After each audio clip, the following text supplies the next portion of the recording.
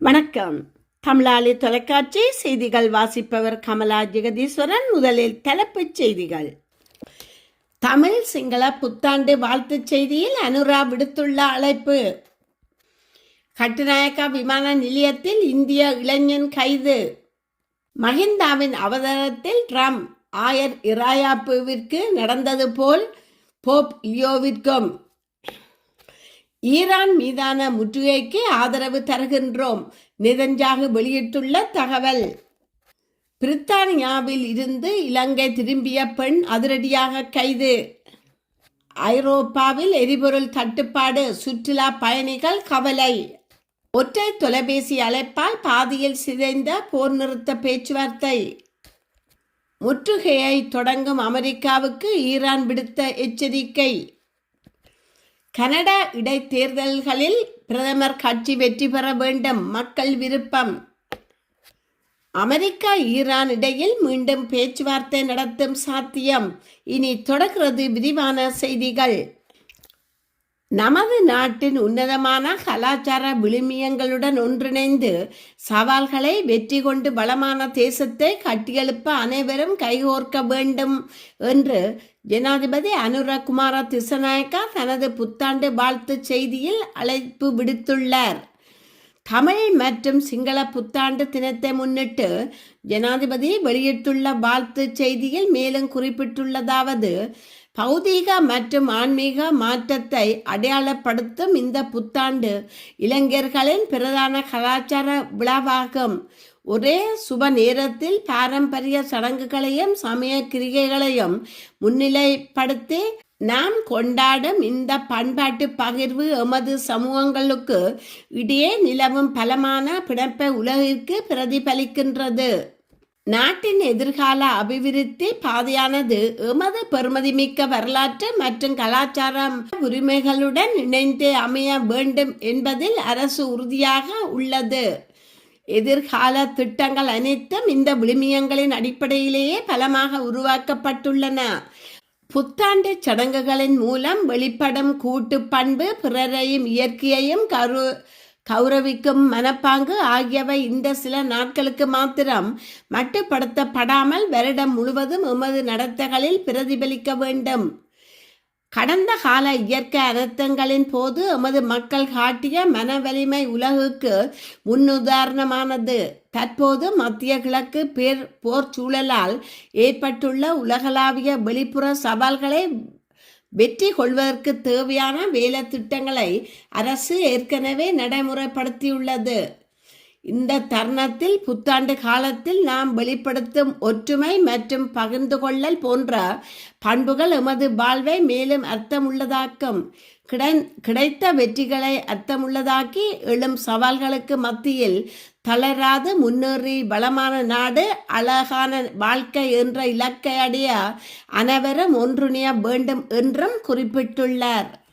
கட்நாயக்கா விமான நிலையத்தில் வைத்து இன்று அதிகாலை வெளிநாட்டு பிரஜை ஒருவர் சுங்க போதைப்பொருள் கட்டுப்பாட்டு பிரிவு அதிகாரிகளால் கைது செய்யப்பட்டுள்ளார். சுமார் 2,87,00,000 ரூபாய் பெறுமதியான குஸ் போதைப்பொருளை இலங்கைக்கு கடத்தி வர முயன்ற குற்றச்சாட்டில் அவர் கைது செய்யப்பட்டுள்ளார். கைது செய்யப்பட்ட சந்தேக நபர் 24 வயதுடைய இந்திய நாட்டவர் என அடையாளம் காணப்பட்டுள்ளார். மிகவும் சூட்சுமமான முறையில் தனது பயண பொதியில் மறைத்து வைத்த இந்த போதைப்பொருளை அவர் கொண்டு வந்துள்ளதாக முதற்கட்ட விசாரணையில் தெரிய வந்துள்ளது. குறித்த இளைஞர் தாய்லாந்தின் பேங்காக் நகரில் இந்த போதைப் பொருள்களை கொள்வனவு செய்துள்ளார். அங்கிருந்து மலேசியாவின் கோலாலம்பூர் நகருக்கு சென்று பின்னர் மலேசியா ஏர்லைன்ஸுக்கு சொந்தமான MH179 விமானம் மூலம் இன்று காலை இலங்கையை வந்தடைந்துள்ளார். அவர் கொண்டு வந்த பயண பையை அதிகாரிகள் சோதனையிட்ட போது அதிலிருந்து அட்டைப்பெட்டியில் ஒட்டப்பட்ட நிலையில் போதைப்பொருள் கண்டறியப்பட்டது. அங்கிருந்து சுமார் 2 கிலோ 87 கிராம் எடையுள்ள குஸ் போதைப்பொருள் மீட்கப்பட்டுள்ளதாக அதிகாரிகள் தெரிவித்துள்ளனர்.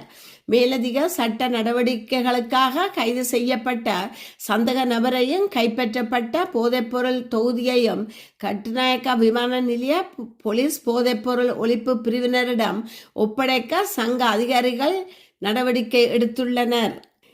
ஈரான் மீதான அமெரிக்காவின் போர் குறித்து கருத்து தெரிவித்த கத்தோலிக்க சபைகளின் தலைவரான போப் 14ஆம் லியோவை கடுமையாக சாடிய ட்ரம்ப் தனது இயேசு போல் சித்தரித்து ஒரு புகைப்படத்தை பகிர்ந்திருந்தார். தனது ட்ரூத் சோஷல் பக்கத்தில் போப் 14ஆம் லியோ குறித்து விமர்சனம் செய்து பதிவிட்ட அமெரிக்க ஜனாதிபதி ட்ரம்ப் போப் லியோ குற்ற விடயத்தில் பலவீனமானவர், வெளியுறவு கொள்கையில் படு மோசமானவர் என விமர்சித்திருந்தார். இந்த நிலையில் குறித்த விடயங்கள் 2009ஆம் ஆண்டு யுத்தம் இடம்பெற்ற போது இலங்கையில் முன்னாள் ஜனாதிபதி மஹிந்த ராஜபக்சவனுடன் மனநிலையும் டொனால்ட் ட்ரம்பினுடைய மனநிலையும் ஒன்றாக இருந்ததாக கூறப்படுகிறது. குறிப்பாக மஹிந்த ராஜபக்சவோடு அந்த கால பகுதியில் தமிழ் ஆயர்கள் கடுமையாக கருத்துக்களை கூறினார்கள். அதில் சிலர் ஆயர்கள் குறிவைக்கப்பட்டார்கள், மிரட்டப்பட்டார்கள். கிட்டத்தட்ட டொனால்ட் ட்ரம்பிற்கு இணையாகத்தான் மஹிந்த செயற்பட்டதாக கூறப்படுகிறது. ஈரான் மீதான கடற்படை முற்றுகையை இஸ்ரேல் ஆதரிப்பதாக அந்நாட்டு பிரதமர் பெஞ்சமின் நெதன்யாகு நேற்று தெரிவித்துள்ளார். முன்னதாக பாகிஸ்தானில் நடந்த அமைதி பேச்சுவார்த்தையில் எந்த ஒரு முடிவும் எட்டப்படாததால் அமெரிக்க ஜனாதிபதி டொனால்ட் ட்ரம்ப் ஈரானின் கடற்படையை முற்றுகையிடப் போவதாக சமூக ஊடகங்களில் அறிவித்திருந்தார். இது குறித்து இஸ்ரேல் அமைச்சரவை கூட்டத்தில் பிரதமர் நெதன்யாகு பேசியதாக காணொளி ஒன்றை அவரது அலுவலகம் வெளியிட்டிருக்கின்றது. நாங்கள் நிச்சயமாக ட்ரம்பின் இந்த உறுதியான நிலப்பாட்டை ஆதரிக்கிறோம். மேலும் இந்த விவகாரத்தில் அமெரிக்காவுக்கு இஸ்ரேல் தொடர்ச்சியான ஒத்துழைப்பை வழங்கி வருகின்றது. போர் நிறுத்தத்தை அறிவித்தவுடன் ஈரான் உடனடியாக ஹோர்மோஸ் நீரிணையை திறக்கும் என்று ஒப்பந்தம் செய்யப்பட்டிருந்தது. ஆனால் அவர்கள் அவ்வாறு செய்யவில்லை. அமெரிக்காவால் இதை ஏற்றுக்கொள்ள முடியவில்லை. அதனால்தான் அமெரிக்கா இந்த ஈரானின் கடற்படையை முற்றுகை செய்ய முடிவு செய்துள்ளது என குறிப்பிட்டுள்ளார். பிரித்தானியாவில் வசித்த பெண் இராணுவ மருத்துவர் ஒருவர் இலங்கை திரும்பிய போது கட்நாயக்கா விமான நிலையத்தில் வைத்து கைது செய்யப்பட்டார். பிரித்தானியாவில் வசிக்கும் தனது கணவர் மீதான அளவற்ற அன்பின் காரணமாக இராணுவ சட்டங்களை மீறி கடந்த 2 ஆண்டுகளாக அங்கேயே தங்கியிருந்துள்ளார். இலங்கை இராணுவ மருத்துவமனையில் கேப்டன் தரவரிசையில் பணியாற்றி வந்த இவர் இந்தியாவின் மும்பை வழியாக இலங்கை வந்தடைந்தார். அவர் விமான நிலையத்தின் குடிவரவு மற்றும் குடியகழ்வு அதிகாரிகளிடம் தனது கடவுச்சீட்டை சமர்ப்பித்துள்ளார். இதன்போது அவர் இராணுவத்தால் தேடப்பட்டு வரும் நபர் என்பது உறுதி செய்யப்பட்ட நிலையில் உடனடியாக கைது செய்யப்பட்டார். பணியை புறக்கணித்து விட்டு வெளிநாடு சென்ற குறித்த பெண் 2 ஆண்டுகளுக்கு பின்னர் மீண்டும் நாடு திரும்ப முயன்றபோதே அதிகாரிகளிடம் சிக்கிக்கொண்டார்.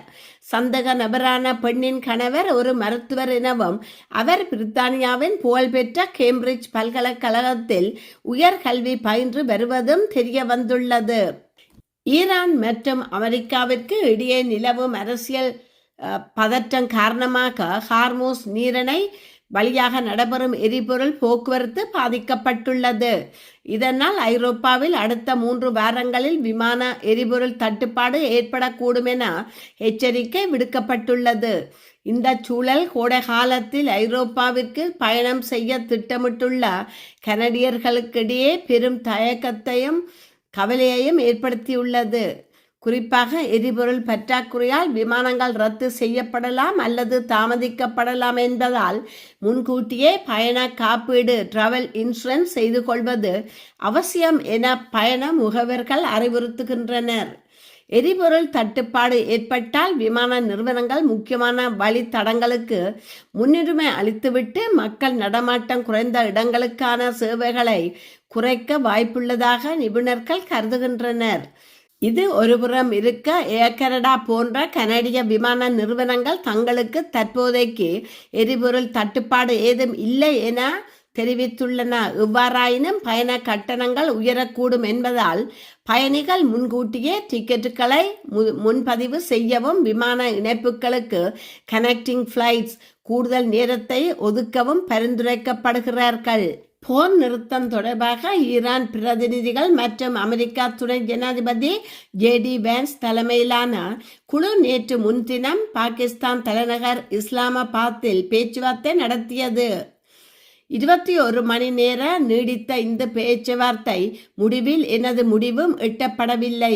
அணு ஆயுத தயாரிப்பு, யுரேனியம் செறிவூட்டலை கவிடுதல், ஹோர்மோஸ் ஜலசந்தி கட்டுப்பாடு தொடர்பாக ஈரான் அமெரிக்காவின் நிபந்தனைகளை ஏற்காததே இதற்கு காரணம் என்று கூறப்பட்டது. இந்நிலையில் பேச்சுவார்த்தை தோல்விக்கு இஸ்ரேல் தான் காரணம் என ஈரான் குற்றம் சாட்டியுள்ளது. ஈரானிய வெளியுறவு அமைச்சர் அப்பாஸ் அரக்ஷி தனது எக்ஸ் பக்கத்தில் வெளியிட்டுள்ள பதிவில், பேச்சுவார்த்தையின் நடுவில் பேன்ஸை நெதன்யாகு தொலைபேசியில் அழைத்து பேசியது அமெரிக்கா ஈரான் பேச்சுவார்த்தைகளிடமிருந்து கவனத்தை திசை திருப்பி இஸ்ரேலின் நலன்களை நோக்கி செல்ல வைத்தது. போரின் மூலம் அடைய முடியாததை பேச்சுவார்த்தைகள் மூலம் அடைய அமெரிக்கா முயன்றது என்று அவர் குறிப்பிட்டுள்ளார். தாங்கள் நல்ல எண்ணத்துடன் பேச்சுவார்த்தைகளில் கலந்து கொண்டதாகவும் நாட்டின் இறையாண்மையை பாதுகாப்பதில் உறுதியாக இருப்பதாகவும் அவர் தனது பதிவில் மேலும் தெரிவித்துள்ளார். இருப்பினும் தொலைபேசி அழைப்பு குறித்த குற்றச்சாட்டுகளுக்கு வாஷிங்டன் மற்றும் ஜெருசலேம் இன்னும் பதிலளிக்கவில்லை. பேச்சுவார்த்தைகளில் அமெரிக்கா ஏற்றுக்கொள்ள முடியாத கோரிக்கைகளை முன்வைத்ததாக முன்னதாக ஈரான் தெரிவித்திருந்தது குறிப்பிடத்தக்கது. கனடாவில் இன்று 3 நாடாளுமன்ற இருக்கைகளுக்கான இடைத்தேர்தல்கள் நடைபெறுகின்றன. அந்த தேர்தல்களில் ஆளும் மார்கானியில் லிபரல் கட்சி வெற்றி பெற வேண்டும் என 50% அதிகமான மக்கள் விரும்புவதாக ஆய்வொன்று தெரிவிக்கிறது. கனடாவின் டொரண்டோவில் 2 தொகுதிகளிலும் மொன்றியாலில் 1 தொகுதியிலும் இன்று இடைத்தேர்தல்கள் நடைபெறுகின்றன.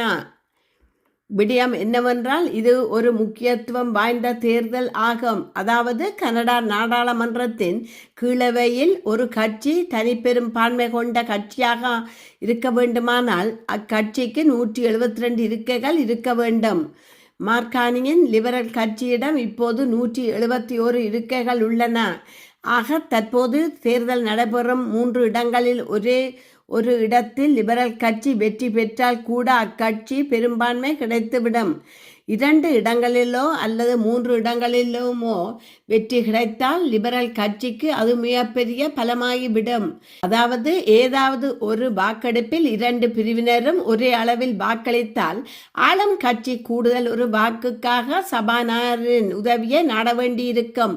இன்றைய தேர்தலில் அக்கட்சிக்கு 173 அல்லது 174 இருக்கைகள் கிடைத்துவிட்டால் யாருடைய உதவியையும் நாடாமலே மசோதாக்களை நிறைவேற்ற முடியும். அதனால் தான் இந்த இடைத்தேர்தல் கனடா அரசியலில் முக்கியத்துவம் வாய்ந்ததாக கருதப்படுகிறது. இதற்கிடையில் பிரதமர் மார்கானியின் லிபரல் கட்சிக்கு பெரும்பான்மை கிடைக்க வேண்டும் என பொதுமக்களும் கருதுவது வாக்கெடுப்பு ஒன்றில் தெரிய வந்துள்ளது. எல்பிஎஸ்ஓஎஸ் அமைப்பு கொண்ட வாக்கெடுப்பில் 53% கனடிய மக்கள் பிரதமர் மார்கானியின் லிபரல் கட்சிக்கு பெரும்பான்மை கிடைக்க வேண்டுமென வாக்களித்துள்ளார்கள். 47% மக்கள் மட்டுமே இக்கருத்துக்கு எதிராக வாக்களித்துள்ளார்கள். ஆக மக்கள் விருப்பமும் பிரதமர் கட்சி பெரும்பான்மை பெற வேண்டும் என்பதற்காகத்தான் உள்ளது. தேர்தல் முடிவுகள் என்னவாக இருக்கும் என்பதை விரைவில் பார்க்கலாம்.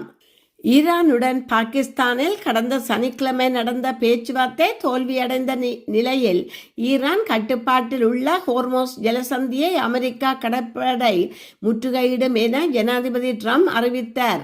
இன்று மாலை முதல் ஈரானிய துறைமுகங்களுக்கு வரும் அனைத்து நாடுகளின் கப்பல்களுக்கும் இந்த முற்றுகை பொருந்தும் என்றும் ஹோர்மோஸ் ஜலசந்தி வழியே வரும் கப்பலை முற்றுகையிடுவோம் எனவும் அமெரிக்கா இராணுவம் தெரிவித்துள்ளது. இந்நிலையில் இந்த நடவடிக்கை கடற்கொள்ளை என்று ஈரான் வர்ணித்துள்ளது. தனது துறைமுகங்கள் குறிவைக்கப்பட்டால் பாரசீக வளைகுடா மற்றும் ஓமான் கடலில் உள்ள எந்தொரு துறைமுகத்தின் பாதுகாப்பிற்கும் உத்தரவாதம் அளிக்க முடியாது என்று ஈரான் எச்சரித்துள்ளது. ஈரான் புரட்சிகர பாதுகாப்பு படை வெளியிட்டுள்ள அறிக்கையில், வளைகுடா மற்றும் ஓமான் கடலில் பாதுகாப்பு என்பது ஒன்று அனைவருக்கும் இணைந்திருக்க வேண்டும் அல்லது ஒன்றுமே இல்லாமல் போயிருக்க வேண்டும் என்று எச்சரிக்கப்பட்டுள்ளது. ஹோர்மோஸ் முற்றுகை குறித்து அறிவிப்பு உலகளாவிய எண்ணெய் சந்தைகளை பெரும் வீழ்ச்சிக்கு உள்ளாக்கியுள்ளது. அமெரிக்காவிற்கும் ஈரானுக்கும் இடையே மீண்டும் பேச்சுவார்த்தைகள் முன்னெடுக்கப்படக்கூடிய சாத்தியங்கள் காணப்படுவதாக தெரிவிக்கப்படுகின்றது. கடந்த வார இறுதியில் இஸ்லாமாபாத்தில் நடைபெற்ற ஈரான் மற்றும் அமெரிக்காவிற்கு இடையிலான உயர்மட்ட அமைதி பேச்சுவார்த்தை எந்தவித உடன்பாடும் இன்றி தோல்வியில் முடிந்தது. இதன் விளைவாக ஈரானிய துறைமுகங்கள் மீது அமெரிக்கா கடற்படை முற்றுகை அறிவித்ததால் போர் பதற்றம் அதிகரித்தது. எனினும் தூதரக ரீதியிலான முயற்சிகள் மீண்டும் உயிர் பெற்றுள்ளதாகவும் இரு நாட்டு பிரதிநிதிகளும் இந்த வார இறுதியில் மீண்டும் இஸ்லாமாபாத் திரும்ப வாய்ப்புள்ளதாகவும் தகவல்கள் தெரிவிக்கின்றன. இத்தகவல் சர்வதேச சந்தையில் நிலவிய பதற்றத்தை சற்று தணித்ததோடு கச்சா எண்ணெய் விலை பீப்பாக்கு $100 விடவும் குறைவதற்கு ஏதுவாகி உள்ளது. ஈரான் தரப்புகளை தொடர்பு கொண்டு ஒப்பந்தம் செய்ய ஆர்வம் காட்டியதாக அமெரிக்க ஜனாதிபதி டொனால்ட் ட்ரம்ப் தெரிவித்துள்ளார். ஆனால் ஈரான் தனது ஆயுத தயாரிப்பை உறுதி செய்யும் எந்த ஒரு திட்டத்தையும் தாம் ஏற்கப் போவதில்லை என்பதில் அவர் உறுதியாக உள்ளார். இத்துடன் செய்திகள் நிறைவு பெறுகின்றன. மீண்டும் மற்றொரு செய்தியூடாக உங்களை சந்திக்கும் வரை வணக்கம் கூறி விடைபெறுபவர் கமலா ஜெகதீஸ்வரன். நன்றி.